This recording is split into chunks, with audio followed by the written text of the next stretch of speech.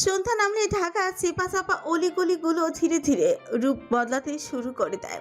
দিনের আলোয় সেসব গলি নিরীহ মনে হয়, রাত নামার সাথে সাথে সেগুলোই ভয়ঙ্কর হয়ে ওঠে। সন্ত্রাসীদের উৎপাত বেড়ে যায় আর সাধারণ মানুষের কোলাহলও কমে আসে। কামারপট্টির এমনই এক সরু গলিতে ঢুকলো শামীম পোদ্দার। গলির ভেতরেই আছে বড়সড় একটা চাপাতি আর ছুরির কারখানা।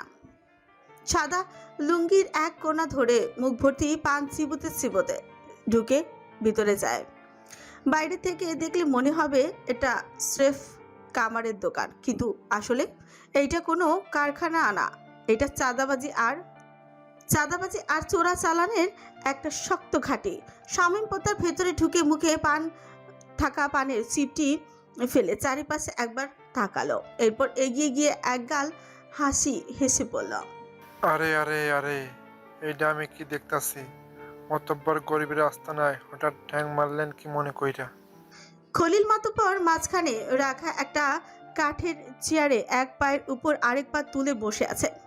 গম্ভীর মুখে তাকিয়ে আছে সামনে। তার পাশে দাঁড়িয়ে আছে তার কয়েকজন বিশ্বস্ত লোক।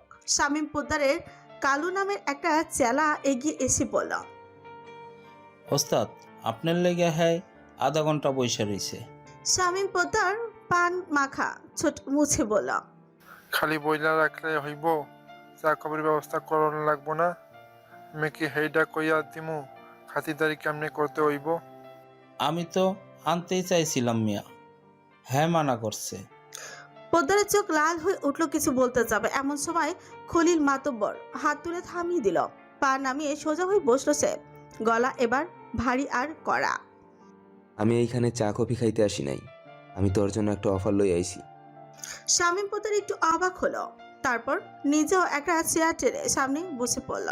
শরীর সামনের দিকে ঝুঁকিয়ে আগ্রহ নিয়ে পড়ল, অফার আমার লাইগা? হ, তাইলে আমি অন্যভাবে কাজটা ম্যানেজ করতে পারতাম, কিন্তু শুনলাম হাত রাজার সাথে তোরও ঝামেলা চলতেছে, তাই ভাবলাম আগে তোর এই অফারটা দেই। কি করতে চান? খলিল মাতব্বরের মুখ শক্ত হয়ে গেল, গলায় জমে থাকা রাগ এবার বেরিয়ে এলো। ধ্বংস। আমি আহাত রাজাকে ধ্বংস করতে চাই। আমার অপমানের প্রতিটা হিসাব আমি আদায় করব। ওর তেজ আমি মাটির সাথে মিশাইয়া দিতে চাই। আমার কাছ দিয়ে কি তা চান? আমি চাই কাজটা তুই কর। এই কথা শুনে শামীম হঠাৎ উঠে দাঁড়ালো, মুখ শক্ত করে বলল, পারুম না, আমি এই কাম করতে পারুম না। আমি আহাদ রাজারে কথা দিছি, ওর সাথে টেক্কা নিমু না। সেই কথার পর খালাপি আমি করুম না। খলিল মাতব্বর ছোট পাকিয়ে হাসলো, কিন্তু হাসিটা ভয়ঙ্কর এক হাসি ছিল। সে নিজের চকচকে টাক মাথায় হাত বুলিয়ে বলল, এক থালায় খাইতে বসে অন্য থালায় চিকেন দেখলে থালা বদলানো মানুষের মুখে এই সব কথা শোভা পায় না। পদ্মার, তুই কাজটা কইরা দিলে আর ও আর বাজার আবার তোর দখলে আসবে। শামীম পোদ্দার চুপ করে গেল। নিজের লাভের কথা ভাবলো, ক্ষমতা, এলাকা, টাকা সব একসাথে ফিরে পাওয়ার সুযোগ। একটু সময় নিয়ে গম্ভীর গলায় বলল, কি করতে হইব? মাতব্বর এবার চেয়ার ছেড়ে উঠে দাঁড়ালো। তার চোখে তখন হিংস্র প্রতিশোধের আগুন। টেবিলের উপর এক বান্ডিল 1000 টাকার নোট রেখে বলল, আপাতত এইটা রাখ, বাকিটা সময় মতো জানবি।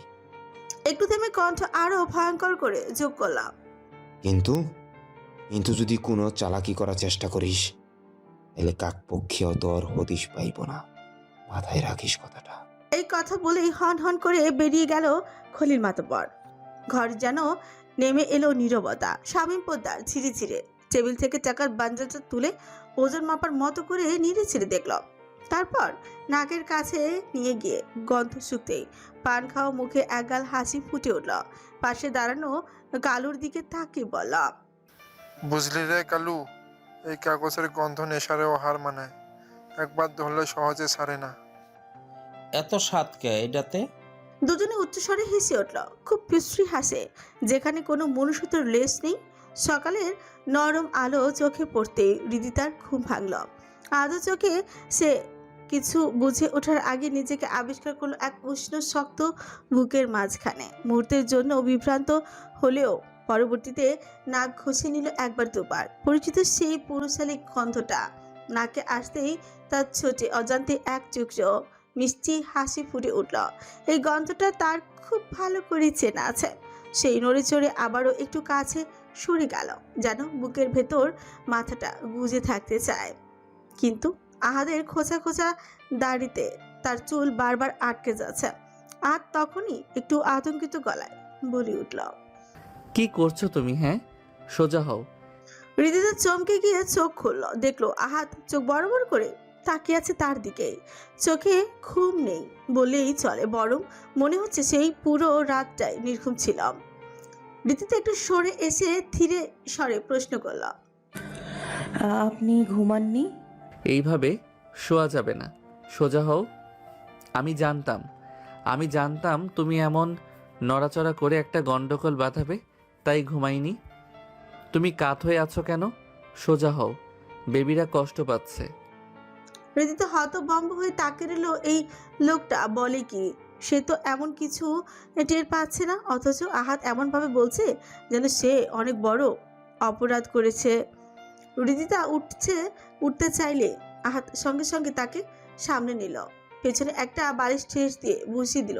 হৃদিতার চোখ পিটপিট করে বলল, আমাকে কি অসুস্থ রোগী মনে হচ্ছে যে আপনি সারা রাত পাহারা দিচ্ছেন বসে বসে? তুমি উল্টাপাল্টা মুভমেন্ট করো, এতে ওদের সমস্যা হতে পারে। আমি কোনো ঝুঁকি নিতে চাই না, না তোমাকে নিয়ে না ওদেরকে নিয়ে। হৃদিতা হতবাক হয়ে তাকিয়ে রইল। অভিমানে শব্দগুলো যেন হারিয়ে গেছে। আতফুস করে একটা নিঃশ্বাস ছাড়ল। কি হলো? এইভাবে তাকিয়ে আছো কেন? আপনি এমন কেন? কেমন? খারাপ? হুম বেশি খারাপ? হুম শুধু ভালো দিয়ে দুনিয়া চলে না, একটু একটু খারাপ হতেই হয়। হৃদিতা জানে কথায় সে কখনোই আহাত রাজার সাথে পেরিয়ে উঠবে না, তাই আর কিছু না বলে চুপ করে গেল। ঠিক তখনই দরজায় টোকা পড়ল। আহাত উঠে গিয়ে দরজা খুলতে ভেতরে ঢুকলো আহিয়া, আর দরজার কাছেই দাঁড়িয়ে আছে আদনান। আহাদের কণ্ঠ সঙ্গে সঙ্গে তীক্ষ্ণ হয়ে উঠল। সকাল সকাল এখানে কি চাই? আহিয়া সরাসরি হৃদিতার কাছে গিয়ে বলল, আমরা সবাই মিলে বাইরে যাচ্ছি, তুইও চল, একটু ঘুরে ফিরে কেনাকাটা করে চলে আসবো। কথা শেষ হওয়ার আগে বজ্রপাতের মতো আহাদের কণ্ঠ আশ্রে পড়ল। রিদি কোথাও যাবে না, আর না তুই যাবি। তারপর দৃষ্টি আদনানের দিকে ঘুরিয়ে বলল, আর বাকিরা যাবে কি যাবে না সেটা যার যার ব্যাপার। আহিয়া অসহায় মুখে সঙ্গে সঙ্গে কালো করে মেঘ জমল। অসহায়ের মতো ভাইয়ের দিকে তাকিয়ে বলল, কেন? গেলে কি হবে? একটু কেনাকাটা করেই তো ফিরে আসবো। আমি যখন বলছি না তার মানে না। কিন্তু আহি, থাপড়াইয়া তোর চেহারার নকশা পাল্টাইয়া দিব। আমার উপর কথা বলবি না।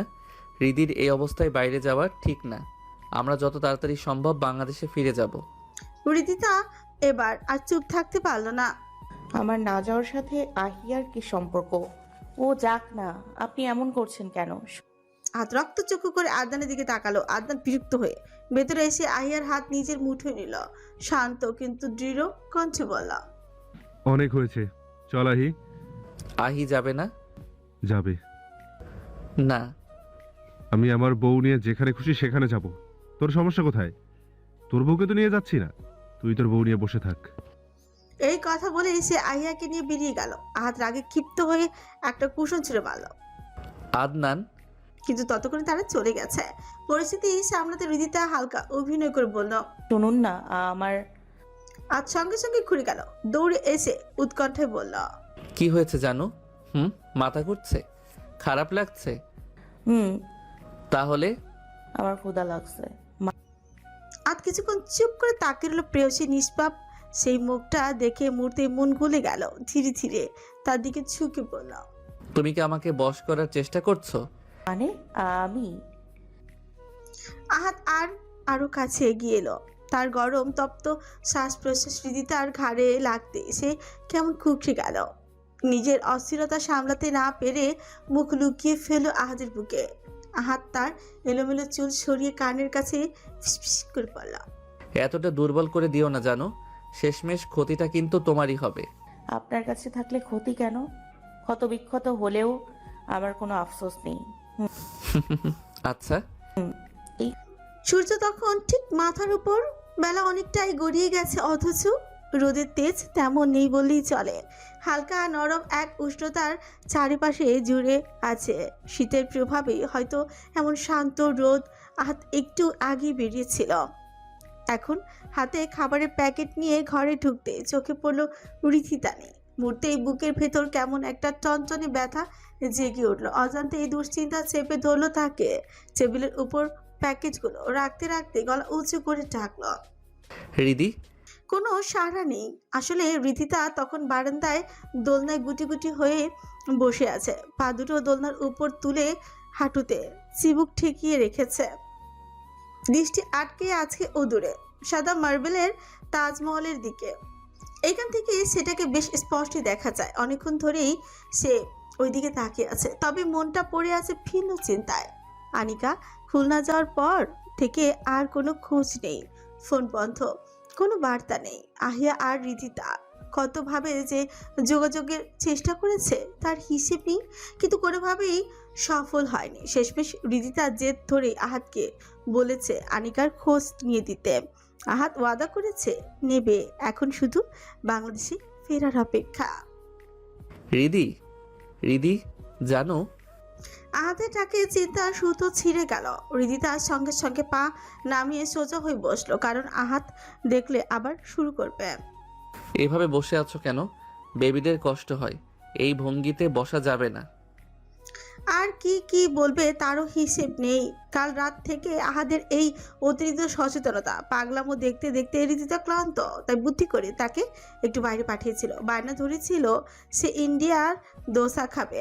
উদ্দেশ্য একটা, আহাত বাইরে গেলে সে একটু নিজের মতো করে হাঁটাচলা করতে পারবে। এমনিতেই তো ঘরবন্দি, তার উপর যদি নড়াচড়াও বন্ধ থাকে তাহলে তো নিঃশ্বাসই আটকে আসবে। এই তো এখানে আমি। রিদিতার কণ্ঠ শুনে আহাত বারান্দার দিকে এগিয়ে এলো, চোখে মুখে উৎকণ্ঠা। সামনে গিয়ে তার কোমল দুই গালে হাত রেখে বলল, কি হয়েছে? শরীর খারাপ লাগছে? আদনানকে কল করব নাকি ডাক্তারের কাছে যাবে? রিদিতা শুধু না সূচক মাথা নাড়ল। আহাত ফির জিজ্ঞেস করল, তাহলে খিদে পেয়েছে? আবারও মাথা নাড়ল। এবার আহাতের দুই ভ্রুর মাঝখানে গভীর ভাঁজ পড়ল। একটু আগেই তো বললে খিদে পেয়েছে, আমি খাবার নিয়ে এলাম, এখন বলছো খিদে নেই? রিদিতা কিচ্ছু বলল না, শুধু উধার সৃষ্টিতে তাকিয়ে রইল। আহাত আর কিছু না বলে তাকে তুলে নিল, নিজে দোলনায় বসলো। তারপর রিদিতাকে আলতো করে নিজের কোলের ভেতর বসিয়ে দিল, কণ্ঠ নরম করে চিস করলা, মন খারাপ? আচ্ছা মন্ত্রীমশাই, আমি যদি কখনো চিরতরে হারিয়ে যাই, আপনি কি খুব বেশি কষ্ট পাবেন? হুম। রিদিতা বিস্মিত চোখে তাকিয়ে রইল তার গভীর বাদামি চোখের দিকে। আহাত এবার তার ঘাড়ে থুতনি ঠিকিয়ে ধীরে বলল, কষ্ট পাওয়ার প্রশ্নই আসে না। যেখানে তুমি নেই সেখানে এই আহাদ রাজাও নেই, তাহলে তোমাকে হারানোর কষ্ট অনুভব করারও কেউ নেই? ভালোবাসেন আমাকে? কি মনে হয় বাসি? আপনি বলেন। আহাত ধীরে ধীরে হাত রাখলো রিদিতার উদরে। অনুভব করতে চাইলো দুটো জীবনের স্পন্দন। কানের কাছে ফিসফিস করে বলল, আমার অস্তিত্ব বহন করছো, আর কত প্রমাণ চাও? আপনার একার না, আমারও। আহাত হেসে পেল, একটু নিচু হয়ে তার নাকের ডগা আলতো চুমু খেয়ে বলল, তোমারও? রিদিতা এবার পুরোপুরি নিজের ভার ছেড়ে দিল আহাদের বাহুতে। আদুরে বিড়ালের মতো কয়েকবার নাক ঘষে আবারও সামনে তাকালো। দৃষ্টি গিয়ে পড়লো তাজমহলের দিকে। সেই মাথা তুলে আহাদের মুখোমুখি হয়ে বলল, ভালোবাসা জিনিসটা কত অদ্ভুত, তাই না? মমতাজের কোনো অতুলনীয় রূপ ছিল না, তবু শাহজাহানের হৃদয়ে তার জন্য গভীর টান জন্মেছিল। সেই টানই পরিণত হয়েছিল নিখাত ভালোবাসায়। মৃত্যুর পরেও সেই ভালোবাসা একটু কমেনি, বরং আরো গভীর হয়েছিল। প্রিয় মানুষটাকে ভালোবেসে তার স্মৃতিকে অমর করে রাখতে শাহজাহান গড়ে তুলেছিলেন গোটা এক তাজমহল। এটা ভাবলেই আমার মনটা ভালো হয়ে যায়। এই কথা শুনে আহাদের ভেতরে কোথাও একটা ঈর্ষা জেগে উঠল। কপাল শক্ত হয়ে এলো, একটু ছাঁচালো কঞ্চে বলল, চাইলে আমিও এমন মহল বানাতে পারি, কিন্তু আমি চাই না কেউ আমাদের ভালোবাসা নিয়ে মন্তব্য করুক। মানে? প্রতিদিন তাজমহল দেখতে হাজারো মানুষ ভিড় করে, সবাই ভালো মন্দ কত কি বলে। আমি চাই না আমাদের ভালোবাসা নিয়ে কেউ কিছু বলুক। ভালোবাসা হচ্ছে গোপন ব্যাপার স্যাপার, যত গোপনে থাকবে ততই ভালো। মানুষের নজর লাগলে তার জোর কমে যায়। আমি আবার নজরে বিশ্বাস করি। আমি চাই না তোমার প্রতি, আমাদের ভালোবাসার প্রতি কারো বদ নজর লাগুক। রিদিতা হা করে তাকিয়ে রইল। সে কি বলেছে আর এই মানুষটা কি বুঝেছে? এটা আবার কেমন যুক্তি? এটা আহাদ রাজার যুক্তি। ফার্দার আমার ভালোবাসার তুলনা করলে খবর করে ছাড়বো। কথাটা মস্তিষ্কে বসিয়ে নাও, জানো। আপনি আসলেই পাগল তুমি তার ফিমেল ভার্সন, বচ্চার বেটা। তুমি ওটারও ফিমেল ভার্সন। রিদিতা এবার প্রচন্ড আকারে ক্ষিপ্ত গতিতে আহাদের বাহুতে দাঁতই বসে দিল। আহাদ চোখ মুখ খিচে নিল ব্যথায়। ছোটবেলায় কি দিয়ে দাঁত মাজছিলে বলো তো? তোমার দাঁতে এত জোর কেন? ছাই। হ্যাঁ, কি? ছাই দিয়ে। ছোটবেলায় দেখতাম আমার এক ফুপু সকালে ঘুম থেকে উঠে ছাই দিয়ে দাঁত মাজতো। বলতো ছাই দিয়ে দাঁত মাজলে নাকি দাঁত চকচক করে, তাই তার সাথে প্রতিদিন আমিও মাজতাম। অবিশ্বাসের সাথে আহাদ তাকিয়ে রইল কিছুক্ষণ, তারপর বলল, তাই বলি সবসময় এমন আফ্রিকান শিংওয়ালা ব্যাঙের মতো কুটুস কুটুস কামড় দাও কিভাবে? রিদিতা রাগে আর অভিমানে কিল ঘুষি বসাতে লাগলো তার বুকে। আহাদ তার দুই হাত শক্ত করে ধরে রেখে শব্দ করে হেসে উঠল। বারান্দা জুড়ে তখন শুধু হাসি আর ভালোবাসার উষ্ণতা। সেই সকালে শপিংয়ে বেরিয়েছে আদনান, আহিয়া, শাহিন আর নেলা। দেখতে দেখতে দুপুর প্রায় গড়িয়ে এসেছে, অথচ কেনাকাটার কোনো শেষ নেই। বিশেষ করে আহিয়ার ক্ষেত্রে তো প্রশ্নই হচ্ছে না। শপিং মানে আহিয়ার আলাদা একটা উচ্ছ্বাস। নীলাও তার থেকে খুব একটা আলাদা নয়, যদিও আজ তার আগ্রহটা একটু কম। শরীরের ক্লান্তি না থাকলেও মনের ভার তাকে একটু ধীর করে রেখেছে। তবুও আহিয়া তাকে চেনে নিয়ে যাচ্ছে এক দোকান থেকে আরেক দোকানে। ওদের ঠিক পেছনে এক গাদা শপিং ব্যাগ হাতে নিয়ে হাঁটছে আদনান আর শাহিদ। দুজনেই ক্লান্ত, কিন্তু তার চেয়েও বেশি অস্বস্তিতে ভরা। কেউ কারোর সঙ্গে কথা বলছে না, চোখ তুলে তাকানোর প্রয়োজনও বোধ করছে না। এর আগে কখনো একসাথে সময় কাটানোর সুযোগ হয়নি তাদের। তাছাড়া আদনানের কাছে শাহিন বরাবরই একটু অপছন্দের মানুষ, আর আজ বোধে চক্করে পড়ে কত কিছু সহ্য করতে হচ্ছে ভাবতে বিরক্ত লাগছে। অনেক অনুরোধ, অনেক বায়নার পর আহিয়া শেষমেশ নীলাকে একটা ড্রেস ট্রাই করতে রাজি করিয়েছে। নীলা ড্রেসটা নিয়ে ট্রায়াল রুমে ঢুকেছে। প্রায় 15-20 মিনিট পেরিয়ে গেল, অথচ বেরোনোর কোনো নাম গন্ধ নেই। স্যার এসব নিয়ে প্রথমে মাথা ঘামায়নি, কিন্তু আহিয়া বারবার বলায় সে গিয়ে দরজা হালকা টোকা দিয়ে ডাকল। নীলা, নীলা, তুমি ঠিক আছো? ভেতর থেকে নাক টানার একটা ক্ষীণ শব্দ শোনা গেল, তারপর একটু ভাঙা কণ্ঠে উত্তর দিল, আমি ঠিক আছি, এই তো আসছি। শাহিন দরজার পাশেই দাঁড়িয়ে রইল। মিনিট খানেক পর নীলা বেরিয়ে এলো, গায়ে অলিভ রঙের ওপর কালো সুতার সূক্ষ্ম কারুকাজ করা গাউন। পোশাকটা তাকে সত্যিই মানিয়েছে। শাহিন এক ঝলক তাকে অস্বস্তিতে দৃষ্টি নামিয়ে নিল। নীলা জিজ্ঞেস করল, আহিয়া কই? ওকে একটু ডেকে দিবেন? শাহিন চারিদিকে তাকিয়ে দেখলো আদনান আর আহিয়া কোথাও নেই। ওদের তো দেখছি না। কেন? কেন, কোনো দরকার? নীলা একটু ইতস্তত করলো, ছোট ফিচিয়ে নিয়ে বলল, আসলে এই ড্রেসটা ও ট্রায়াল দিতে বলেছিল, তাই আর কি। শাহিন এবার স্বাভাবিকভাবেই তাকে পা থেকে মাথা পর্যন্ত একবার অবলোকন করে নিল। ভালোই তো লাগছে, বেশ মানিয়েছে, নিতে পারো, কিন্তু এটা... কথাটা শেষ করার আগেই শাহিনের ভ্রু কুঁচকে গেল। নীলা তার দৃষ্টিতে অস্বস্তি টের পেয়ে নিজের ভেতরে গুটিয়ে গেল। মনে মনে ভাবলো তাকে এতটা খারাপ লাগছে নাকি খুব বেশি ভালো লাগছে। সে আমতা আমতা করে জিজ্ঞেস করলো, কিন্তু কি?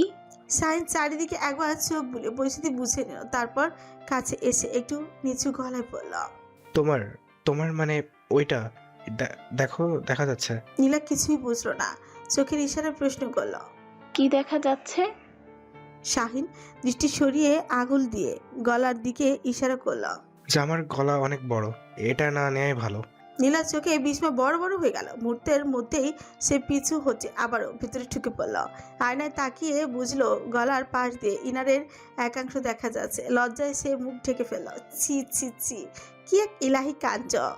আর এক সেকেন্ড দেরি হলে মান সম্মান সব ধুলে মিশে যেত।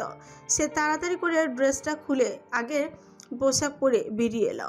শাহিন একটু দূরেই দাঁড়িয়েছিল। চোকাচোকি হতেই সে অস্বস্তিতে দ্রুত দৃষ্টি সরিয়ে নিল। ঠিক তখনই পাশের ট্রায়াল রুমের সামনে হঠাৎই একটা হট্টগোল শুরু হলো। কয়েকজন জোরে জোরে হিন্দিতে কথা বলছে। ভিড় জমে গেছে। ভিড়ের ফাঁক দিয়ে দেখা গেল আদনানের সাথে এক মধ্যবয়স্ক লোকের তর্ক চলছে। শাহিন দ্রুত এগিয়ে গেল। নীলাও কৌতূহল হয়ে আরো উদ্বেগে ভিড় ঠেলে সামনে এলো। আদনান কর্কশ গলায় চেঁচাচ্ছে, আরে মশাই, আমি আমার বউয়ের সাথে কি করব না করব তা আপনাকে জিজ্ঞেস করে করতে হবে? নিজের লিমিটে থাকেন। লোকটা বেজায় ক্ষেপে আছে। আদনানের বাংলা সে বুঝছে না, তবুও নিজের মতো করে হিন্দিতে চেঁচিয়ে যাচ্ছে। ये लेडीज ट्रायल रूम है साहब, आप ऐसे अंदर नहीं आ सकते, कुछ तो शर्म करे। একজন আরেকজনের ভাষা বুঝছে না ঠিকই, কিন্তু তর্কের তেজ কমছে না। সাথে আরও কয়েকজন মহিলাও অভিযোগ তুলছে আদনানকে নাকি লেডিস ট্রায়াল রুমে ঢুকেছে। শাহিন হিন্দিতে বেশ পারদর্শী। সে দ্রুত এগিয়ে এসে বলল, এক্সকিউজ মি, মেরি বাত শোনো প্লিজ। মধ্যবয়সী লোকটা আদনানকে দেখিয়ে বলল, ये लड़का आपके साथ है? জি জি। আদনান পুরোপুরি না বুঝলেও বেত্তমিজ শব্দটা ঠিকই বুঝেছে। সে হাত মুঠো করে তুলতে একটা ছেলে এগিয়ে এসে বলল, ভাই আপনারা বাংলাদেশি তাই না? জি। আমি বাংলা জানি, কাজের জন্য কয়েকবার বাংলাদেশে গিয়েছি। আসলে সমস্যা হলো উনি লেডিস ট্রায়াল রুমে ঢুকে পড়েছেন বলে সবাই খুব রেগে গেছে। এমনটা করা উচিত হয়নি। শাহিন অবিশ্বাসের চোখে তাকালো আদনানের দিকে। এমন লাগাম ছাড়া কাজ সে করবে ভাবতেই পারেনি। আদনান বিরতিতে আহিয়ার দিকে ইশারা করে বলল, শি ইজ মাই ওয়াইফ। ওকে সাহায্য করতে গিয়েছিলাম, এতে খারাপটা কি করেছি? শাহিন তাতে দাঁত চেপে আদনানের কানে ফিসফিস করে বলল, ভাই চুপ করেন না, আর বাড়াবাড়ি করলে পাবলিকের কালানি খাবেন। আদনান গভীর নিঃশ্বাস নিয়ে নিজেকে শান্ত করলো। শাহিন অনেক বুঝিয়ে অনুরোধ করে কোনো মতে পরিস্থিতি সামলালো। এখন সবাই শপিং মল থেকে বেরিয়ে পার্কিং লটের দিকে যাচ্ছে, কিন্তু কারো মুখে কোনো কথা নেই। নীরবতায় ভারী হয়ে ঝুলে আছে সব। হঠাৎ নীলা সেই নীরবতা ভেঙে ফিসফিস করে বলল, আহিয়া, আদনান ভাই সত্যি সত্যি ট্রায়াল রুমে? আমার এখনো বিশ্বাস হচ্ছে না। তোরা প্রেম করার আর জায়গা পেলি না? ওনাকে শুধু আমার জিপার খুলে দিতে ডাকছিলাম, কিন্তু কি থেকে কি হয়ে গেল, ওই বুড়ি মহিলাটা বেশি বাড়াবাড়ি করেছে। নিশ্চয়ই কিছু দেখেছে, এমনি এমনি তো আর বলবে না। ফাও কথা বলবি না, এমন কিছুই হয়নি। কিন্তু আহিয়ার চোখে মুখে সব লেখা। নীলা হালকা করে হেসে ফেলল। তাতেই শাহিন আর চোখে তাকালো তার দিকে। আজ অনেক দিন পর নীলাকে হাসতে দেখেছে। চোখাচোখি হতে নীলার মাথায় ফিরে এলো একটু আগের অস্বস্তিকর মুহূর্তটা। সে দ্রুত দৃষ্টি সরিয়ে নিল। শাহিনও ব্যস্ত ভঙ্গিতে শপিং ব্যাগগুলো গাড়িতে তুলতে লাগলো। আবারও সে নীরবতা। এই নীরবতা ভেতরেই জমিয়ে থাকলো অজস্র না বলা কথা। মীর হাউসে উৎসবের ঢেউ লেগেছে। হাসি, চাচা, কোলাহল সব মিলে অনেকদিন পর বাড়িটা আবারও প্রাণ ফিরে পেয়েছে। কারণ একটাই, আহাত আর হৃদিতা সহ সবাই আজই ইন্ডিয়া থেকে ফিরে এসেছে। ওদের আসলে আরও 7 দিন থাকার কথা ছিল, কিন্তু হৃদিতার শরীর কথা ভেবে আহাত এক মুহূর্ত দেরি করতে রাজি না, একদিনও না। সে হৃদিতাকে নিয়ে সামান্যতম ঝুঁকি নিতে চায়নি। শেষমেশ সবার ইচ্ছে অনিচ্ছার ঊর্ধ্বে গিয়ে সিদ্ধান্তটা নিতেই হয়েছে। নীলা আর শাহিনও তাদের সাথে মীর হাউজে উঠেছে। আর হৃদিতা খবর পেয়ে তার আব্বু আম্মু গ্রাম থেকে চলে এসেছেন মেয়েকে এক নজর দেখতে। ঈশানী, সুমন সঙ্গে তানভীরও এসেছে। সব মিলিয়ে বাড়িটা গমগম করছে। এই ভিড়ের মাঝে তানভীর কিছুক্ষণ নীলার দিকে চেয়ে রইল, এক ধরনের দীর্ঘশ্বাস লুকোনো চাহনি। তারপর হতভাগার মতন মুখে করে হৃদিতার কানের কাছে এসে ফিসফিস করে বলল, আমার কপালে তো পোড়া কেন রে, যে মেয়ের সাথে সেট হতে চাই সেই মাইয়েরই বিয়ে হয়ে যায়।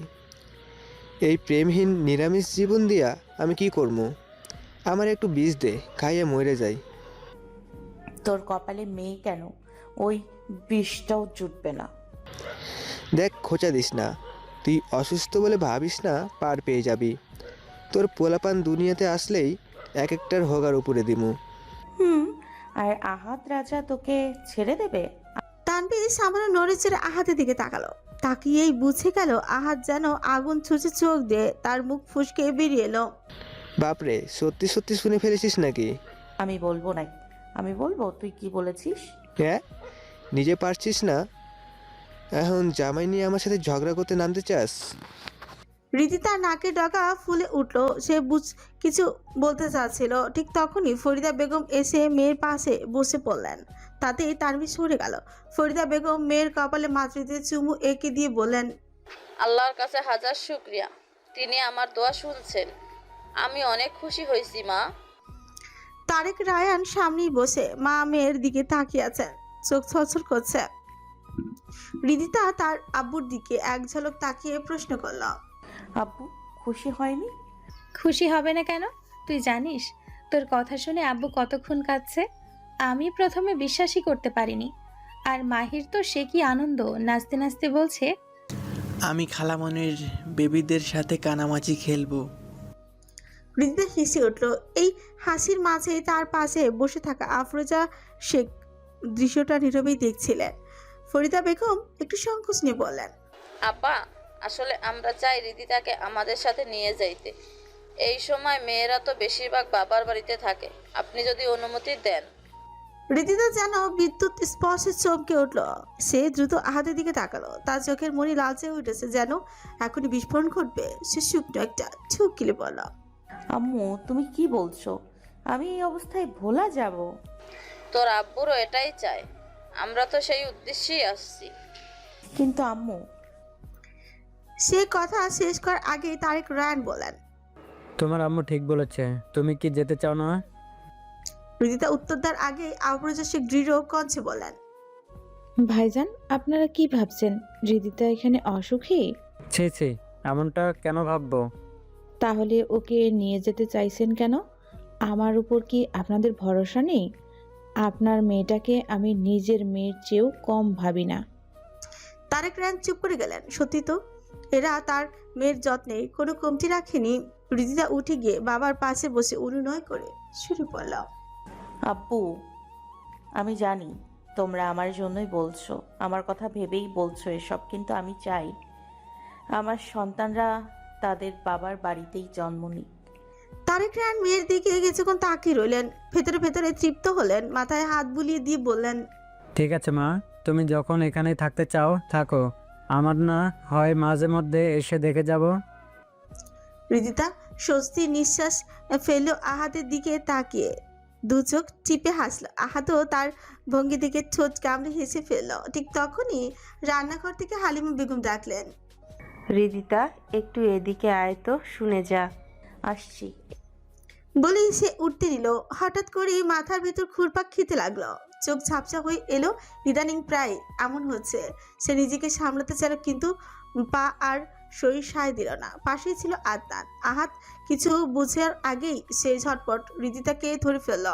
আমজাদ মীর এগিয়ে এসে স্নেহমাখা কণ্ঠে জিজ্ঞেস করলেন, কি হয়েছে মা, খুব খারাপ লাগছে? রিদিতা কপাল চেপে ধরে না সূচক মাথা নাড়লো। এমন সময় আহাত চেঁচিয়ে উঠল, রিদি বাবা। আমজাদ মীর পরোয়া করলেন না, উদ্বিগ্ন হয়ে আদনানকে বললেন, আদনান দেখতো হঠাৎ কি হলো? আদনান উঠতে নিলে আহাত চেঁচিয়ে উঠল, সিরিয়াস কোকো? মুহূর্তেই দুই কুকুর হাজির। আহাত লাল বল ছুরি দিয়ে আদনানের দিকে ইশারা করলো।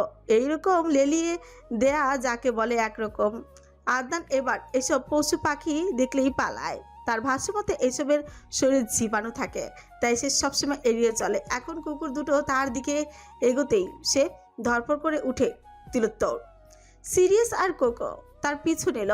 শুরু হলো এক অদ্ভুত দৌড়ঝাঁপ। সবাই একসাথে হেসে উঠল। শেষমেশ আদনান সেন্টার টেবিলের উপর উঠে দাঁড়ালো। হাঁপাতে হাঁপাতে ভাবলো, এখানে তার কি দোষ? সে তো শুধু রিদিতাকে পড়ে যাওয়া থেকে সামলেছে। তবুও সব রাগ, ক্ষোভ আর দুর্ভোগ শেষ পর্যন্ত ঘুরে ফিরে তার উপর কেন আসে? সব সময় নিঃশব্দে নিজের পথ চলে। দেখতে দেখতে 5টা মাস কিভাবে পেরিয়ে গেল তা কেউ টেরই পেল না। শীতের কুয়াশা ধীরে ধীরে মিলিয়ে প্রকৃতিতে নেমে এসেছে বসন্তের ছোঁয়া। চারপাশে এখন আর হাড় কাঁপানো ঠান্ডা নেই, বরং বাতাসে এক ধরনের কোমলতা। বাইরে মৃদু ছিঁড়ে ছিঁড়ে হাওয়া বইছে, যা শরীর ছুঁয়ে মন পর্যন্ত পৌঁছে যায়। বাতাসটা মুক্ত, নির্মল, অথচ আহিয়ার বুকের ভেতর জমে থাকা অস্থিরতা একটু হালকা করতে পারল না। ঘন অন্ধকার আকাশে দু একটা তারা ঝিলমিল করে জ্বলছে। তাদের আলো খুব ক্ষীণ, তবুও চোখে পরে বারান্দার রেলিংয়ে ভর দিয়ে আহিয়া অনেকক্ষণ ধরে সেই আকাশের দিকে তাকিয়ে রইল। চোখে কোনো মুগ্ধতা নেই বিস্ময়, দৃষ্টিটা শূন্য, ভাবনাগুলো এলোমেলো। এই খোলা আকাশে মুক্ত বাতাস সবকিছু মিলেও তার মনটাকে শান্ত করতে পারছে না, বরং বুকের ভিতর গভীরে জমে আছে একরস চাপা যন্ত্রণা, যেটা কাউকে বলা যায় না, কাউকে বোঝানো যায় না। ঠিক তখনই পেছন থেকে হঠাৎ কোমল এক আলিঙ্গনে আবদ্ধ হলো তার অস্থির দেহটা। আহিয়া মুহূর্তে বুঝে গেল কে এসেছে। সে কোনো প্রতিক্রিয়া দেখালো না, শুধু চোখ দুটো বন্ধ করে নিল। কণ্ঠ ভারী হয়ে এলো, ভাষা জড়িয়ে গেল অশ্রুর চাপে। কেন এসেছেন? আমি তো বলেছি আমার থেকে দূরে থাকবেন, তাহলে কেন বারবার একই ভুল করেন? কেন কাছে আসেন? যাব না আমি আপনার সাথে। আপনি আপনি চলে যান। আদনান তার হাতের বাঁধন আরো শক্ত করলো, যেন সে জানে এভাবে না ধরে আহিয়া আবার নিজেকে গুটিয়ে দূরে সরে যেতে পারবে না। কানের কাছে ঝুঁকে ভাঙা নরম স্বরে ফিসফিস করে বলল, আর কত আহি, আর কত শাস্তি দিবি আমাকে? আর কত দূরে দূরে থাকবি আমার কাছ থেকে? তুই কেন বুঝতে চাইছিস না? আমি যা করেছি সব তোর ভালোর জন্যই করেছি। এই কথাগুলো আর ধরে রাখতে পারলো না আহিয়া। ডুকরে কান্না বেরিয়ে এলো, নাক চিনি চিনি বলল, আমি কি এখন ভালো আছি না বলুন? আদনান তাকে আলতো করে নিজের দিকে ঘুরিয়ে নিল, দুই হাত দিয়ে তার মুখটা ধরে তাক করলো নিচের দিকে, চোখে চোখ রেখে খুব শান্ত স্বরে বলল, শোনাহি, যদি তখন আমি তোর অ্যাবর্শন না করতাম তাহলে আজ তুই আমার সামনে থাকতিস না। না থাকলেই তো ভালো হতো। আহে, রাগাস না আমাকে। তুই ভালো করেই জানিস তখন তোর শরীরের অবস্থা কি ছিল। বেবি ক্যারি করা তোর জন্য কতটা রিস্কের ছিল। অ্যাক্সিডেন্টালি যা হওয়ার হয়েছিল, কিন্তু তাই বলে আমি তোকে হারিয়ে কাউকে এই পৃথিবীতে আনতে চাইনি। ওই বেবিটাকে জন্ম দিতে গেলে তুইও থাকতিস না, বেবিটাও না। তখন আমার কি হতো একবার ভেবেছিস? আয়া সব জানে, সব বোঝে, যুক্তি বাস্তবতা সবই তার জানা। তবুও কেন জানি এই কঠিন নির্মমতা, সত্যটা তার হৃদয় মেনে নিতে পারবে না, পারে না। মাত্র 9 সপ্তাহের একটা ভীষণ, তবু তার জন্য বুকের ভেতর এমন একটা টান জন্ম নিয়েছে যা সে নিজেও ব্যাখ্যা করতে পারে না। একটপিক প্রেগন্যান্সির কারণে তাকে জোর করেই অ্যাবর্শন করতে হয়েছিল। চিকিৎসার দিক থেকে সেটাই ছিল একমাত্র সঠিক সিদ্ধান্ত। কিন্তু হৃদয় কি চিকিৎসা বোঝে? হৃদয় তো শুধু শূন্যতাটাই অনুভব করে। আহিয়া আর নিজেকে সামলাতে পারল না। সে আদনানের বুকে মাথা টেকে হাউমাউ করে কেঁদে উঠল। আদনান তাকে শক্ত করে বুকে জড়িয়ে ধরল, যেন এই আলিঙ্গনে সব কষ্ট আটকে রাখতে চায়। কপালে মাথা একের পর এক চুমু রেখে ধীর স্বরে বলে, কেন এত মন খারাপ করছিস আহি? কেন খাচ্ছিস? এখন তো তুই পুরোপুরি ঠিক আছিস। আমরা আবার ট্রাই করব। আল্লাহ চাইলে একদিন তুই বাবুর আম্মু হবি, আর আমি বাবুর আব্বু। একবার সমস্যা হয়েছে তো কি হয়েছে? পুরো জীবনটা তো এখনো পড়ে আছে আমাদের সামনে। আয়ের চোখ ভেজা অবস্থাতে ফিসফিস করে বলল, আপনি ইচ্ছে করে সব করেছেন। আপনি কখনোই বেবি চাইতেন না। আদনান জানে এই কথাগুলো অভিমান থেকে বলা, তবুও সে কোনো প্রতিবাদ করল না। সব অভিযোগ নীরবে নিজের কাঁধে তুলে নিল। আহিয়া নিজেকে ছাড়িয়ে নিতে চাইল, কিন্তু আদনানের বাহু তাকে আরো দৃঢ়ভাবে আঁকড়ে ধরল। এই যন্ত্রণার মধ্যেও আমি তোর সাথে আছি। এই শূন্যতা তোর একার না, আমি থাকবো এই শূন্যতার মধ্যে। আজ সেই কখন থেকে চাদর মুড়ি বসে আছে, পুরোপুরি নয়, এমন ভাবে ঢেকে রেখেছে যেন প্রয়োজনে একটুও ফাঁক ফোকর দিয়ে তাকানো যায়। কিন্তু সমস্যা হলো, সেই ফাঁক ফোকর দিয়ে তাকানোর চেষ্টা করলে বিপদ। সাথে সাথেই হৃদিতার বমির ভাব শুরু হয়ে যায়, ওয়াক ওয়াক শুরুই করে দেয়। আহাদ বুঝতে পারে না তার সাথেই কেন এমন হয়। আজ 3 দিন ধরে একই কাণ্ড। হৃদিতা খাবার খাওয়ার সময় আহাদের মুখ দেখলেই ওয়াক টানে, অথচ এই 7টা মাসে তো এমন হয়নি। সব ঠিকঠাকই চলছিল, তাহলে হঠাৎ করে এখন কেন? চাদরের নিচে বসে বিড়বিড় করে উঠল আহাদ, এটা আবার কেমন হরমোনাল সমস্যা? আজব, আমার চেহারা কি এতই খারাপ হয়ে গেছে নাকি? এই দৃশ্য দেখে হালিমা বেগম আর ঋতু নিজেদের ধরে রাখতে পারলেন না, দুজনেই হেসে উঠলেন। ঋদিতাকে রাতে খাবার খাওয়াতে এসেছেন হালিমা বেগম।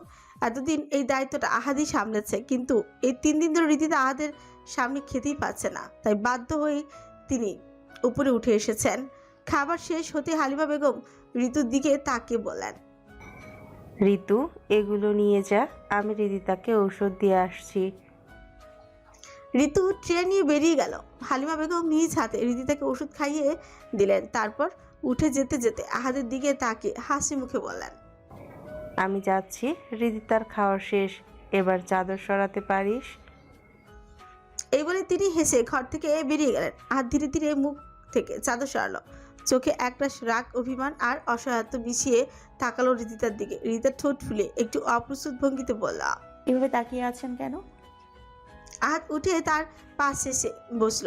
কণ্ঠে রাগ আর অভিমান একসাথে মিশে আছে। তাকাবো না তো কি করব? আমি করছি নাকি? আপনার বাচ্চারাই এমন করছে। ফুস করে একটা দীর্ঘশ্বাস ছাড়লো। ধীরে ধীরে রিদিতার উদরে হাত রাখলো। কণ্ঠে এবার রাগ নেই, শুধু দুশ্চিন্তা। রিদি, আমার খুব চিন্তা হচ্ছে। ওরা এখনই এমন করছে, পৃথিবীতে আসার পরে তাহলে কি করবে? রিতা হালকা হেসে ফেল। হাত আরো কিছুক্ষণ ওর পেটে হাত রেখে বসে এলো। কান পেতে বাচ্চাদের নড়াচড় অনুভব করতে চেষ্টা করলো। এই সময়টুকু সে একদম শান্ত। হঠাৎ রিদিতা ডাকলো, মন্ত্রী মশাই। তখন আহাত রিদিতার কোলে মাথা রেখে শুয়ে আছে। চোখ বন্ধ রেখে জবাব দিল, হুম। আমাকে নিয়ে বেরোবেন? অনেকদিন বাইরে যাই না, আমার রাতে শহরটা একটু ঘুরে দেখতে ইচ্ছে করছে, চলুন না। আহাত বিদ্যুতের গতিতে উঠে বসলো। চোখ কপালে তুলে বলল, মাথা খারাপ? এতদিনেই নিয়ে যাইনি, এখন নিয়ে যাব? নিজের অবস্থা দেখেছো? রিদিতার সাথে সাথে চোখ চেপে ধরলো। স্পষ্টই বোঝা যাচ্ছে সে রেগে গেছে। কিন্তু আহাত এমন মানুষ না যে এসব দেখে গলে যাবে। যে মানুষটা তাকে সামান্য নিচতলায়ও যেতে দেয় না, সে কি তাকে নিয়ে রাতের শহরে করবে? প্রশ্নই আসে না। কিন্তু সমস্যা হলো রিদিতাও এখন হাল ছাড়া পারছই না। ইদানিং সে অদ্ভুত অদ্ভুত বায়না ধরেছে। এই তো সেদিন মাঝরাতে হঠাৎ ফুচকা খাওয়ার জেদ। শেষমেশ আহাত শাহিনকে ফোন করে ফুচকাওয়ালাকে ঘুম থেকে তুলে রাতের বেলা বাসায় আনিয়েছে। আরেকদিন শেষ রাতে পাস্তা খাবে বলে বসলো। উপায় না দেখে আহাত নিজেই ইউটিউব দেখে রান্না করেছিল। ফলাফল খাওয়ার অযোগ্য। পরে হালিমা বেগম উঠে এসে রান্না করে দিয়েছেন। আর আজ আবার বাইরে যাওয়ার বায়না ধরেছে। রিদিতা গাল ফুলিয়ে বসে আছে, চোখে একরাশ জেদ। শেষমেশ আহাতকেই হার মানতে হলো প্রিয়সীর আবদারের কাছে। রাত 1টা নাগাদ তারা বাইরে বের হলো। শুধু আহাত আর রিদিতা নয়, সাথে আদনান আর আহিয়াও আছে। আহিয়া ইদানিং মনমরা হয়ে থাকে, তাই আহাদি ইচ্ছে করেই ওদের সাথে নিয়েছে। ভাবছে পরিবেশ বদলালে হয়তো ওর মনটাও একটু ভালো হবে। এতেই শীষ না, শাহিনকেও ফোন করে নীলাকে নিয়ে আসতে বলেছে। সবাই একসাথে থাকলে আহিয়ার মনটাও হালকা হবে, হয়তো আবার স্বাভাবিক হয়ে উঠবে। সবাই মিলে রাতে শহরটা বেরিয়ে পড়েছে। রাতের নিস্তব্ধতা পুরোপুরি নামেনি। রাতগুলো প্রায় ফাঁকা। মাঝে মধ্যে দু একটা গাড়ি, মোটর সাইকেল কিংবা দূরে হর্নের ক্ষীণ শব্দ কানে আসে। স্ট্রিট লাইটের হলুদ আলো পিছঝালা রাস্তায় লম্বা ছায়া ফেলে রেখেছে। আহাদের গাড়ি ধীর গতিতে এগোচ্ছে। স্টিয়ারিংয়ে 2 হাত শক্ত করে রাখা, চোখ সোজা সামনের রাস্তায়। পাশে বসে রিদিতা জানলার কাছে কপাল চেকিয়ে বাইরে তাকিয়ে আছে। শহরের আলো আধারির ভেতর সে কেমন একটা অদ্ভুত শান্তি খুঁজছে। পিছনের গাড়িটায় আদনান, আহিয়া, নীলা আর শাহিন। খুব বেশি দূরত্ব না। তারও পেছনে আরেকটা গাড়ি আদিলের। বাকিরা জানে না আদিল ওদের পেছনে আছে। আসলে ওরা বেরোনোর মুহূর্তে আদিল মূলত পিছু নিয়েছে। গাড়ি যখন জেনেভা ক্যাম্পের কাছাকাছি পৌঁছালো, হঠাৎ রিদিতার চোখে পড়লো রাস্তার পাশে দাঁড়ানো একটা ভ্যান। কয়লার আগুনে ভুট্টা পোড়া হচ্ছে। আগুনের লালচে আলো ভুট্টোগুলো ধোঁয়া ছাড়াচ্ছে। সেই পরিচিত গন্ধ হাওয়ায় ভেসে এসে নাকে লাগতে রিদিতার ভেতর অদ্ভুত এক টান তৈরি হলো। সে হঠাৎ বলে উঠল, এখানে গাড়ি থামান, গাড়ি থামান। আজ সাথে সাথে ব্রেক চাপলো। গাড়ি থামতেই সে কপাল কুঁচকে উদ্বিগ্ন স্বরে প্রশ্ন করল, কি হয়েছে? খারাপ লাগছে? বাসায় ফিরে যাব? রিদিতা মাথা নেড়ে না বলল। তাহলে? আহাদের কণ্ঠে স্পষ্ট উৎকণ্ঠা। রিদিতা আঙুল তুলে রাস্তার পাশে ভ্যানটার দিকে দেখালো। আমি ভুট্টা পোড়া খাবো, এনে দিন। আহাত একবার ভ্যানটার দিকে তাকালো, মুখ শক্ত হয়ে গেল। কর্কশ কণ্ঠে বলল, এসব আনহেলদি ছাইপাস পোড়া খাবার খেতে হবে না, আমি তোমাকে অন্য কিছু দিচ্ছি। রিতার সঙ্গে সঙ্গে চোখ বড় বড় করে বলল, না, আপনার বেবিরা এটাই খাবে। আহাত কপাল চেপে ধরল। সে জানে এই মুহূর্তে নিষেধ করেও কোনো লাভ হবে না। কিছুক্ষণ চুপ করে থেকে কঠোর স্বরে বলল, ঠিক আছে, এখানে চুপচাপ বসে থাকবে, আমি যাব নিয়ে আসবো, ওকে? রিতার মুখটা মুহূর্তেই উজ্জ্বল হয়ে উঠল, চোখে খুশি ছিলিক। আহাত গাড়ি থেকে নেমে রাস্তা পার হতে লাগলো। তাদের গাড়ি থামতে দেখে পেছনে গাড়িটাও থামলো। শাহিন নেমে পড়লো, আদনান আর আহিয়াও নামলো। শুধু নীলা গাড়ির ভেতরে বসে রইল। শাহিন একটু দ্বিধায় নিয়ে জানালার কাছে ঝুঁকে জিজ্ঞেস করল, তুমি নামবে না? নীলার ভেতরটা কেমন সুকুঞ্চিত হয়ে এলো। 6 মাসে তাদের সম্পর্কের দূরত্ব কমেনি, বরং অদ্ভুত এক অস্বস্তি জমে আছে। সেই নিচু স্বরে বলল, হ্যাঁ, না, নামছি। শেষমেশ নীলাও নেমে এলো। শাহিন সামনে তাকাতেই কণ্ঠ উঁচু করে আহাতকে দেখে জিজ্ঞেস করল, ভাই এখানে দাঁড়িয়ে আছেন কেন? আহাত ঘুরে ভুট্টার ফ্যানটার দিকে ইশারা করলো। ঠিক সেই মুহূর্তে একটা বিশাল হলুদ ট্রাক নিয়ন্ত্রণ গতিতে এলোপাতাড়ি ছুটে এলো। কারো কিছু বোঝার আগে বিকট শব্দে সেটা আহাদের গাড়িটাকে ধাক্কা মেরে দুমড়ে মুচড়ে কয়েক হাত দূরে ফেললো। একটা মাত্র সেকেন্ড আহাত পাথরের মতো জমে দাঁড়িয়ে রইল। তার চোখের সামনে পুরো দৃশ্যটা ঝাপসা হয়ে আসছে। ট্রাকটা মুহূর্তের দৃশ্যে আড়ে চলে গেল, কিন্তু তারপরে দৃশ্যটা ছিল ভয়াবহ। আগুনের লেলিহান শিখা মুহূর্তের মধ্যে গাড়িটাকে গ্রাস করে নিল। ধোঁয়া আর আগুন আকাশের দিকে উঠতে লাগলো। বিস্ফোরণের শব্দে বাতাস কেঁপে উঠল। আহাদের বোধ ফিরল। সে পাগলের মতো ছুটে গেল আগুনের দিকে। No no no, Ridi, Ridi. বুক চিরে বেরিয়ে এলো তার আর্তনাদ। আগুনের শিখাগুলো যেন কোনো পৈশাচিক উল্লাসে নাচছে। মৃত্যু নিজেই যেন উল্লাস করছে। আদনান আর শাহিন দৌড়ে এসে পেছন থেকে তাকে জাপটে ধরলো। আহাত ছটফট করছে, চিৎকার করছে, আমাকে ছাড়, ছাড় আমাকে, আমার রিদি পড়ে যাচ্ছে। শাহিন, ছাড়, ছাড়, রিদি, রিদি, না। নিজের 2 হাত দিয়ে আগুনের সেই ভয়ঙ্কর আগ্নেয়গিরিটাকে নিভিয়ে ফেলতে চাইছে আহাত। যেন বিশ্বাসই করতে পারছে না এই আগুনটা বাস্তব, এই ধ্বংসটা সত্যি। এই তো একটু আগে রাস্তায় বসে বাবা হওয়ার আনন্দে সে ভবিষ্যৎ থাকছিল, হাসছিল, চোখে ছিল অদ্ভুত এক নরম আলো। সে বাচ্চাদের নাম ঠিক করেছিল, তাদের ছোট ছোট আঙুল ধরে হাঁটার স্বপ্ন দেখেছিল, তাদের মুখের আধো বুলিতে বাবা ডাক শোনার স্বপ্ন দেখছিল। সবকিছু খুব স্পষ্ট ছিল তার চোখে। আর এখন সবকিছু জ্বলছে, সব স্বপ্ন পুড়ে ছাই হয়ে যাচ্ছে পৈশাচিক আগুনের উল্লাসে। আগুনের লেলিয়ান শিখা যেন আকাশ ছুঁতে চাইছে, মৃত্যু যেন উল্লাসে নাচছে। ভাই সরে আসেন, আগুনের তাপ খুব বেশি। আহাত পাগলামো করিস না, সরে আয়। আদনান প্রাণপণে চেষ্টা করছে তাকে টেনে সরিয়ে আনতে। তার নিজের চোখ ঝলসে যাচ্ছে আগুনের তাপে, নিঃশ্বাস নিতে কষ্ট হচ্ছে। কিন্তু আহাত, সে ছটফট করে উঠল যেন শেকল ভাঙা কোনো জন্তু। সে নিজের বুক চাপড়ে চিৎকার করছে, আমার দিদি, আদনান, আমার বাচ্চা, আমার বাচ্চারা। কণ্ঠ ভেঙে যাচ্ছে, শব্দগুলো ঠিকভাবে বের হচ্ছে না। ওদের বাচ্চা, আদনান, আমার অস্তিত্ব, আমার অংশ জ্বলে যাচ্ছে। ওরা কষ্ট পাচ্ছে, ওরা কষ্ট পাচ্ছে আদনান, ওরা পুড়ে যাচ্ছে। আমাকে ছাড়, ছাড় আমাকে, না হলে ওরা ছাই হয়ে যাবে। রিদি, রিদি, আমার বাচ্চারা পড়ে যাচ্ছে, ওরা পড়ে যাচ্ছে। চারপাশে ধোঁয়া আর আগুন আর মানুষের আর্তচিৎকার। আকাশ ভারী হয়ে আছে কালো ধোঁয়ায়। আহিয়া এসব দেখে পাথরের মতো দাঁড়িয়ে আছে, নিঃশ্বাস নিচ্ছে কিন্তু বুঝতে পারছে না সে বেঁচে আছে কিনা। নীলা কাতো চোখে তাকিয়ে আছে আহাদের সেই পাগলামির দিকে। তার বুকের ভেতর কেমন যেন মোচড় দিয়েছে। হাত আবার ছটফট করে উঠল। আহ, আদনান, ওদের কোনোভাবে বাঁচা না, ওরা কষ্ট পাচ্ছে। রিদি, রিদি, জানো প্লিজ, আমাকে এভাবে ছেড়ে যাস না, আমি কিছু হতে দেব না তোর। প্লিজ একবার সারা দে, একবার মন্ত্রী মশাই বলে ডাক, জানো প্লিজ একবার। তার কণ্ঠে করুণ আর্তনাদ। এটা এক বাবা হারানোর চিৎকার, এক স্বামী সবকিছু হারানোর আর্তনাদ। শাহিন আর আদনান শত চেষ্টা করেও আর ধরে রাখতে পারল না। এক ঝটকায় তাদেরকে ছিটকে ফেলে দিয়ে আহাত আবারও পাগলের মতো দৌড় দিল আগুনের দিকে। ঠিক তখনই আদিলের গাড়ি এসে থামলো। সে দৌড়ে গিয়ে জাপটে ধরলো আহাতকে। ভাই, ভাই কি করছো? পাগল হয়ে গেছো? আগুন ভয়ঙ্কর, ব্লাস্ট হতে পারে, সরে আসো। আদিল, ছাড় আমাকে, ছাড়। রিদি আছে ওই গাড়িতে, ওই গাড়িতে আমার রিদি আছে। আল্লাহ, আমার রিদি। সে হাঁটু মেরে বসে পড়লো, মাথা দু হাত চেপে ধরে চিৎকার শুরু করতে লাগলো। এমন চিৎকার যা শুনে যে কারোরই বুক ফেটে যাওয়ার উপক্রম হতে পারে। আদিল তাকে ধরে রাখতে চেয়েও পারল না। সে গিয়ে গাড়ির গ্লাস একের পর এক ঘুষি মারতে লাগলো। এরই মধ্যে কেউ কিছু বুঝে ওঠার আগে এক বিস্ফোরণ, চারিদিক কেঁপে উঠল। আগুনের ভেতর থেকে একটা দানব যেন গর্জে উঠল। আহাত ছিটকে গিয়ে পড়লো দূরে।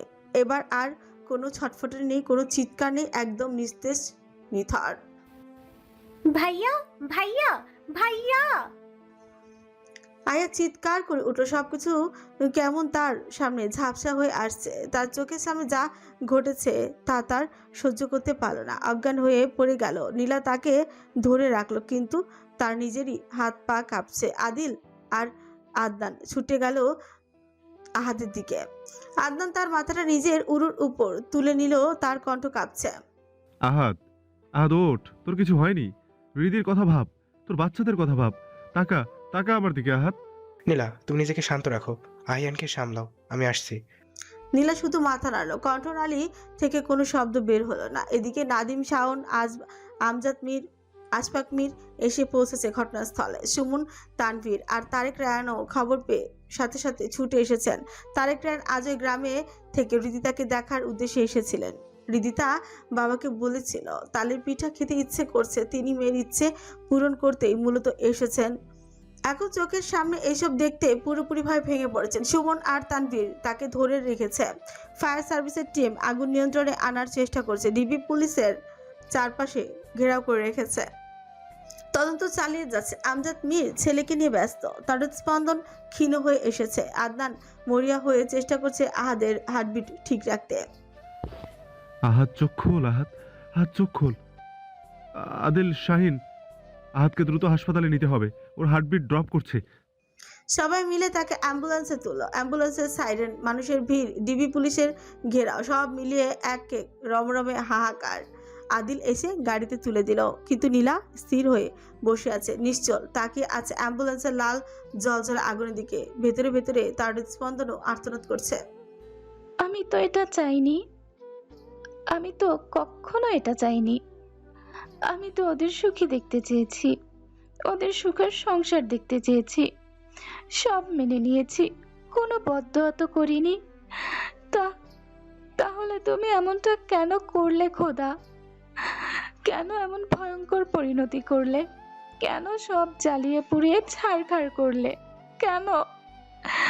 না না, এটা সত্যি না, এটা স্বপ্ন, এটা স্বপ্ন। শাহিন এসে তার পাশে বসলো। আজ আর দ্বিধা কাজ করছে না। সে নীলাকে বুকের সাথে শক্ত করে জড়িয়ে ধরলো, কণ্ঠে এক টুকরো আশ্বাস। নীলা, নীলা, রিল্যাক্স, সব ঠিক হয়ে যাবে, কিছু হয়নি, সব ঠিক হয়ে যাবে, রিল্যাক্স। এটা মিথ্যা, এটা সত্যি না। বলুন, এটা সত্যি না, তাই না? শাহিন আর কিছু বলতে পারলো না, শুধু শক্ত করে ধরে রাখলো। কিন্তু কিছুক্ষণ পরই সে টের পেল নীলা নিস্তেজ। সে বুঝলো নীলা অজ্ঞান হয়ে গেছে। শাহিন তাকে তুলে গাড়িতে তুলল। গন্তব্য হাসপাতাল। পেছনে পড়ে রইল পোড়া গাড়ির ধ্বংসস্তূপ। নাদিম, শাওন, আশফাক মীর আর সুমন ঘটনাস্থলে ডিবি পুলিশের সাথে আছে। আগুন এখন নিয়ন্ত্রণে, কিন্তু ভেতরে হৃদিতার অবশিষ্ট কিছু আছে কিনা তা নিশ্চিত করে বলা দুষ্কর। চারিদিকে ঘন অন্ধকার ভেদ করে ধীরে ধীরে ফুটে উঠেছে সূর্যের সুপ্ত আলো। রাতের দীর্ঘ ক্লান্ত নিঃশ্বাস যেন ভোরের আলোয় একটু একটু করে হালকা হচ্ছে। কেবিনের পর্দার ফাঁক গলে সূর্যের এক চুলতে রশ্মি এসে আহাদের চোখে পড়তেই সে অস্বস্তিতে চোখ মুখ কুঁচকে নিল। মাথার ভেতর যেন কেউ হাতুড়ি মারছে। শরীরটা ভারী অবশ। খানিকক্ষণ পর চোখ খুলে নিজেকে আবিষ্কার করলো সে হাসপাতালের একটি ক্যাবিনে। সাদা দেয়াল, ওষুধের গন্ধ, মেশিনের একঘেয়ে শব্দ। প্রায় 7 ঘন্টা পর চেতনা ফিরে পেয়েছে আহাদ রাজা। কিন্তু চেতনা ফিরতেই গতরাতে সেই ভয়ঙ্কর নির্মম দৃশ্যগুলো চোখের সামনে ঝাঁপিয়ে পড়লো। পৈশাচিক আগুন, চিৎকার, আর্তনাদ। মুহূর্তে আহাদ পাগলের মতো ধরফুরি উঠে পড়ল। চারিপাশে হাসছে, কাছে যা পেয়েছে সব ভাঙচুর করছে। দরজার কাছে থাকা গার্ডরা হতভম্ব হয়ে দাঁড়িয়ে রইল। ডাক্তার, নার্সরা দৌড়ে এসেছে। দরজার কাছে সীমাবদ্ধ, কেউই সাহস পাচ্ছে না কাছে যেতে। বাইরে তখন ডিবি পুলিশের সঙ্গে কথা বলছে আমজাদ মীর আর আদনান ছুটে এলো। পেছন থেকে শাহিনও ঢুকলো। আদকে থামাতে আদনান আর শাহিন দুজনেই পেছন থেকে ঝাপড়ে ধরলো। আদ ছটফট করতে লাগলো। আদনান গলা নামিয়ে কিন্তু শক্ত করে বলল, আহাত কি করছিস? এটা হাসপাতাল, শান্ত হ। তোর শরীর ভালো নেই, এই অবস্থায় এমন করিস না। আদনান ছাড় আমাকে, ছাড়, না হলে আমি তোকে মেরে চালের ড্রামে ঢুকাইয়া রাখবো। ছাড় বলছি, আমাকে রিদির কাছে যেতে দে, ছাড়। আদনান ছাড়লো না, বরং আরো শক্ত করে ধরে রাখলো। শাহিন হাঁপাতে হাঁপাতে বলল, ভাই প্লিজ, আপনার শরীর ভালো না, এমন করবেন না।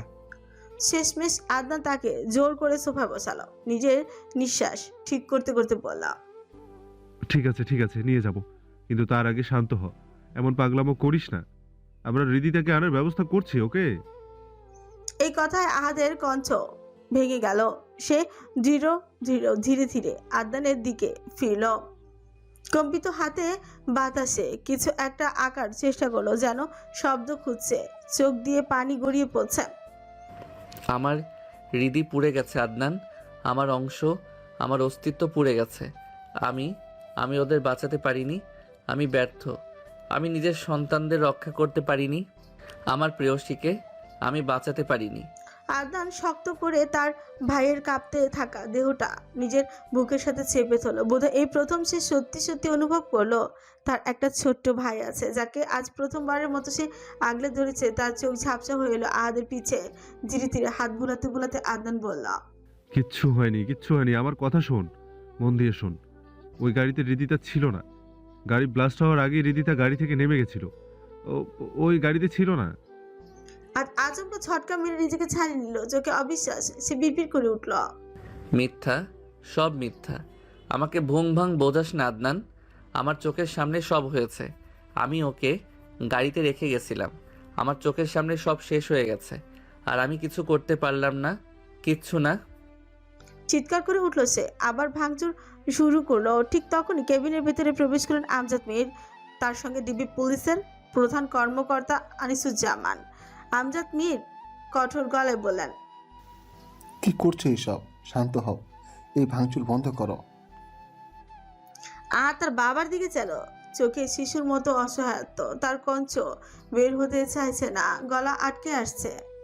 বাবা, আমার হৃদি, আমার বাচ্চারা, ওদের বাঁচাতে পারলাম না আমি, ওরা পুড়ে ছাই। আমজাদ মীর জোর করে তাকে আবার সোফায় বসালেন। তার কাঁধে হাত রেখে ধরে ঝাঁকিয়ে বললেন, হুশ হুশ, শান্ত হও। হৃদিতার কিছু হয়নি, তোমার অনাগত সন্তানদেরও কিছু হয়নি। হৃদিতা ওই গাড়িতে ছিলই না। হৃদিতাকে মাতব্বরের লোক তুলে নিয়ে গেছে। এক মুহূর্তে সব শব্দ থেমে গেল।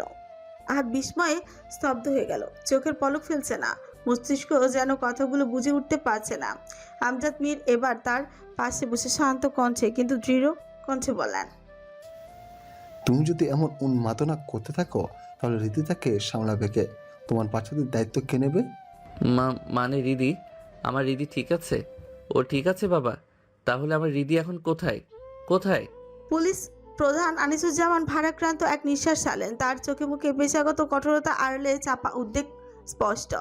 কিছুক্ষণ নীরব থেকে তিনি ধীরে স্বরে বলতে শুরু করলেন, দেখুন মিস্টার আহাদ, গাড়ির আগুন পুরোপুরি নিয়ন্ত্রণে আনার পর আমরা ঘটনাস্থলে বিস্তৃত তদন্ত চালাই। ফরেনসিক রিপোর্ট ও প্রত্যাখ্যান প্রমাণ অনুযায়ী নিশ্চিত হওয়া গিয়েছে ওই গাড়িতে কেউ ছিল না। আহাদের দৃষ্টি স্থির, চোখের পলক ফেলছেন। আনিসুজ্জামান কথা চালিয়ে গেলেন, আমাদের নির্ভরযোগ্য সোর্স থেকে জানা গিয়েছে শামীম পোদ্দার আর খলিল মোতাব্বরের লোকজন একসাথে পরিকল্পনা করে আপনার স্ত্রীকে অপহরণ করেছে। এই কথাটা যেন বাতাস কেটে আহাদের বুকে আঘাত করলো। আনিসুজ্জামান গম্ভীর স্বরে বললেন, আপনি তো ভালোই করে জানেন আপনার সাথে খলিল মোতাব্বরের শত্রুতা আজকের নয়, ও অনেক দিন ধরে সুযোগের অপেক্ষায় ছিল। আপনার কাছ থেকে প্রতিশোধ নেওয়ার তাড়নায় ছিল, আর সেই শত্রুটাই শামীম পোদ্দারও হাত মিলিয়েছে। তারা আপনাদের গতিবিধি অনেক দিন ধরেই নজরে রেখেছিল। আজ রাতে আপনাদের সাথে কোনো নিরাপত্তা রক্ষী ছিল না, তার উপর এত রাতে শহরের বাইরে বের হওয়া, এই সুযোগটাই তারা পুরোপুরি কাজে লাগিয়েছে। কথা শেষ হওয়ার আগে আহাদের চোখে হিংস্র আগুন জ্বলে উঠল। কপালের শিরা উপশিরা দপদপ করে ফুলে উঠেছে। নীলচে শিরার ভেতর দিয়ে রক্তের প্রবাহ স্পষ্ট দেখা যাচ্ছে। সে ছোঁয়া শক্ত করে দাঁতে দাঁত চেপে জিজ্ঞেস করল, এখন কোথায় কোথায় নিয়ে গেছে আমার স্ত্রীকে? যতদূর আমরা জানতে পেরেছি কামারপট্টির এক পরিত্যক্ত কারখানায় নিয়ে যাওয়া হয়েছে। ওটা শামীম পোদ্দারের আস্তানা। তবে এক মুহূর্ত নীরবতা। আহাদ চোখ তুলে তাকালো। তবে শব্দটা বজ্রপাতের মতন কেবিন কাঁপিয়ে দিল। আনিসুজ্জামান গম্ভীর হয়ে গেলেন, ধীরে ধীরে বললেন, তবে মিসেস মীর এই মুহূর্তে কেমন আছেন কিংবা আদৌ জীবিত আছেন কিনা এই বিষয়ে আমরা এখনো নিশ্চিত কিছু বলতে পারছি না। এই কথাটা যেন আহাদের সমস্ত সংযম ছিন্ন ভিন্ন করে দিল। সে গর্জে উঠল, তাহলে আইন হাতে নিয়েছেন কেন? একজন সাধারণ মানুষের কথা বাদই দিলাম, একজন মন্ত্রীর স্ত্রীর নিরাপত্তাও যদি দিতে না পারেন তাহলে আপনারা কিসের ডিবি? কোন বালের ডিবি প্রধান আপনি? আর তেড়ে এগোতেই আদনান মুহূর্তেই মাঝখানে এসে বাধা হয়ে দাঁড়ালো। দুই হাতে তাকে শক্ত করে ধরে ফেলল। আহাত রক্তচক্ষু করে তাকালো তার দিকে, কিন্তু হঠাৎই সোফায় সজোরে এক লাথি মারল আর এক মুহূর্ত দাঁড়ালো না, হন হন করে বেরিয়ে গেল। পেছন থেকে আমজাদ মীর কঠোর স্বরে প্রশ্ন ছুড়ে দিলেন, কোথায় যাচ্ছে শরীর নেই? আর থামলো না। হাঁটতে হাঁটতেই ঠান্ডা অমানবিক স্বরে জবাব দিল, হৃদিকে আনতে আর মাতব্বরের হিসাব চুকাতে। তার পেছনে ছোট শাহিন আর আদনান। আমজাদ মীর কয়েক সেকেন্ড স্থির হয়ে দাঁড়িয়ে রইলেন।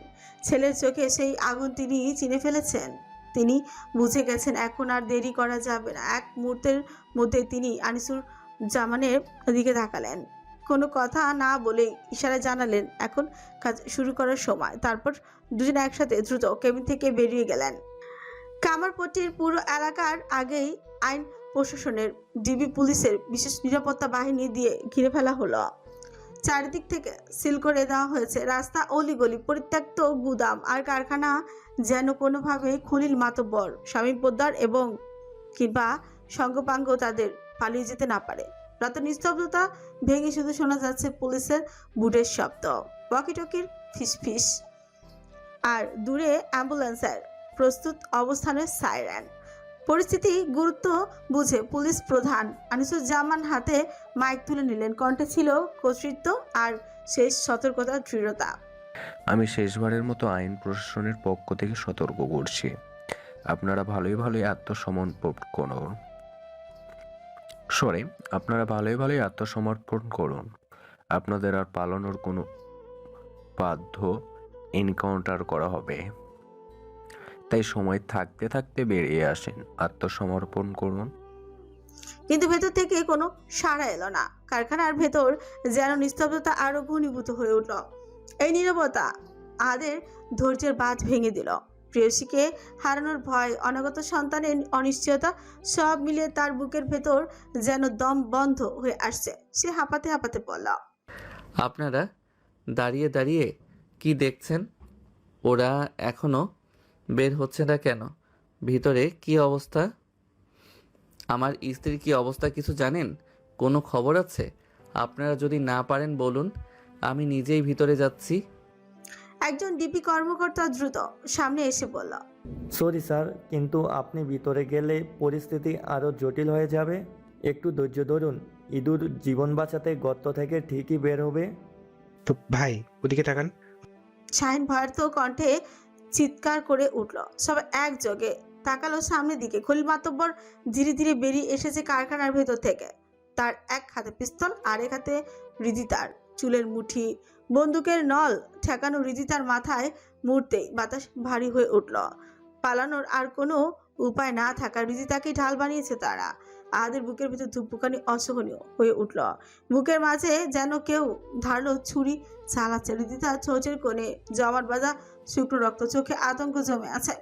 এক হাত দিয়ে উদর চেপে ধরে রেখেছে। গাল বেয়ে গড়িয়ে পড়ছে গরম অস্ত্র। মন্ত্রী মশাই, রিদি জানো। সে দিশেহারা হয়ে এক পা এগোতেই খলিল মাতব্বর আরো শক্ত করে বন্দুক চেপে ধরলো রিদিতার মাথায়। রিতা চোখ বন্ধ করে ঘুমিয়ে উঠল। আহাদের পা থেমে গেল। সে অসহায় করুণ কণ্ঠে মিনতি করল, ওকে ছেড়ে দে। ওকে প্লিজ, ওকে কিছু করিস না। তোর শত্রুতা তো আমার সাথে, প্লিজ ওকে ছেড়ে দে। তুই যা যা সব দেব, টাকা, ক্ষমতা সব, শুধু রিদিকে ছেড়ে দে। আমার বাচ্চাদের কোনো ক্ষতি করিস না প্লিজ।